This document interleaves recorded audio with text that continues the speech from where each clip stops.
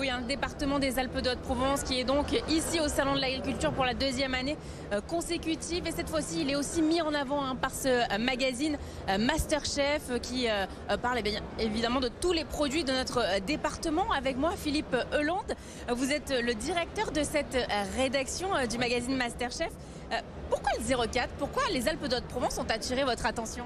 Écoutez, en fait, on a vu la diversité des produits qu'avaient les Alpes d'Haute-Provence, aussi bien les vins, les produits de la terre, un artisanat, des produits vertueux aussi, puisqu'il y a une très grande prise de conscience du département sur des produits sains, verts, etc. Donc il nous a paru tout à fait évident, à la fois au niveau de ces restaurants, ces chefs, où il y a plusieurs chefs étoilés et une gastronomie de circuits courts, locavores, et puis tous ces producteurs qui sont pluriels, qui soient aussi bien des agriculteurs qui font dans le fromage, etc., que des vins, que le fameux pastis bardouin, etc. Donc en fait, il y avait une multitude de produits qui correspondaient au positionnement du magazine, qui était à la fois une entrée par la gastronomie, par le tourisme et par la culture, puisqu'il ne faut pas oublier les deux musées extraordinaires, dont un qui va consacrer plusieurs mois à l'huile d'olive et à l'histoire de l'huile d'olive. Et donc tout ça nous paraissait réuni pour faire un beau numéro de Masterchef. Parce qu'à l'intérieur, il y a des recettes, des idées, on a des itinéraires de balade. C'est vraiment finalement un panel de tout ce qu'on peut retrouver dans le département. Ah oui, vous avez par exemple une dizaine d'itinéraires gastronomiques et touristiques où on mélange tourisme et gastronomie, parce qu'il ne faut pas oublier que le département est magnifique. Il est un peu le parent pauvre, entre guillemets, parce que les gens ils se tournent toujours vers le Var. Mais c'est extrêmement beau. Les Alpes d'Haute-Provence sont d'une beauté incroyable. Nous, on a eu la chance de faire ce reportage à l'automne, mais au moment où les couleurs étaient magnifiques. Et on a découvert un département très très beau. Et puis, effectivement, hormis la partie touristique, eh bien, vous avez une multitude de producteurs qui font de la bière, du fromage de chèvre, de la coutellerie, des gâteaux. Et vous avez un produit favori, vous ? Alors, préférence ?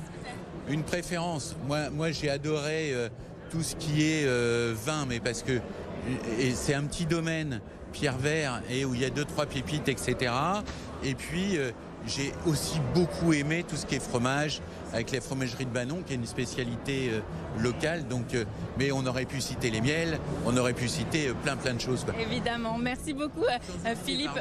L'huile d'olive, qui cette année est à l'honneur sur le salon et à l'honneur sur le département.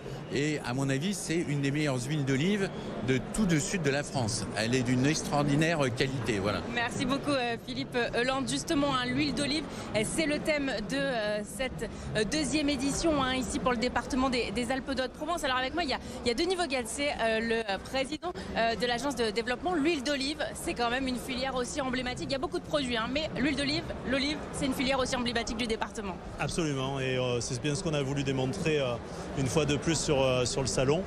L'an dernier c'était la lavande, l'or bleu, cette année c'est l'or vert. Quel est le prochain? Je vous laisse deviner. Alors qu'est-ce que ça offre finalement ce salon de l'agriculture pour le département des Alpes d'Haute-Provence? C'est une visibilité finalement inespérée, avec des retombées, on l'imagine, énormes pour le monde agricole, pour toutes les filières. Ouais, je crois que c'est... Alors inespéré, j'en sais rien. Ce qu'il y a de sûr, c'est que quand on a pris la décision, quand Eliane Bareil, présidente du conseil départemental, a pris la décision de faire le salon, il est clair que ça faisait on n'était jamais venu les Alpes d'Haute-Provence, alors que l'agriculture est un penche énorme de l'économie du 04. Donc il y avait vraiment un trou dans la raquette et je suis content qu'on l'ait bouché. Et là, quand on voit tout ce monde là autour du stand, ça fait plaisir. On voit que les efforts sont un petit peu récompensés là. Oui, absolument, d'autant plus qu'a priori, il y a plein de bonnes choses à manger, plein de bonnes choses à boire, donc fatalement, on va avoir des clients, je pense. Merci beaucoup, Denis. Alors vous voyez, c'est un stand très très grand, 75 mètres carrés pour le département des Alpes de Haute-Provence, rendu possible donc grâce au conseil départemental. Eliane Bareil, la présidente, on voit beaucoup de monde dans ce stand. Ça fait plaisir de voir le département ici au salon de l'agriculture. Ah ben absolument, on est ravis. Puis on est ravis parce que beaucoup de gens du 04 ont fait le déplacement. Et donc vous le voyez d'ailleurs dans le stand d'aujourd'hui, il y a beaucoup de monde. C'est un vrai plaisir de pouvoir venir représenter nos produits, nos agriculteurs ici au salon de l'agriculture. Et puis un département qui est aussi mis en avant par le magazine Masterchef.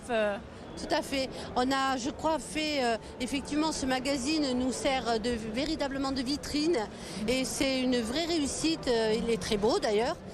Nos chefs sont vraiment mis à l'honneur, nos produits aussi. Donc réellement, je pense qu'avec ce Masterchef, nous allons encore gagner en notoriété. Et quel retour est-ce que vous avez déjà depuis que ça a commencé, depuis ces 2 derniers jours? Les agriculteurs, ils viennent vous voir, qu'est-ce qu'ils vous disent? On est ravis, nos produits, on a de la visibilité, on en parle. Ce que je peux vous dire, c'est que les agriculteurs sont très très contents que le département soit représenté au salon d'agriculture, puisque bon, c'est que la deuxième année, et donc ils sont vraiment contents. D'ailleurs, vous le voyez bien, ils sont très nombreux ici. Très très nombreux sur ce stand. Et on le voit, hein, il y a beaucoup de produits, les 11 AOC, IGP, Label Rouge, enfin beaucoup de produits représentés. Avec ce soir une soirée de lancement pour le magazine Masterchef, mais on le sait que c'est un petit peu finalement une période un peu compliquée pour les agriculteurs, le monde agricole, on voit la sécheresse qui plane un petit peu, on craint de connaître un peu la même situation que l'an passé. Qu'est-ce que vous dites à ces agriculteurs qui ont peut-être aussi un peu le moral en berne? Effectivement, les choses sont un petit peu compliquées, mais je crois que ça l'est un peu pour tout le monde.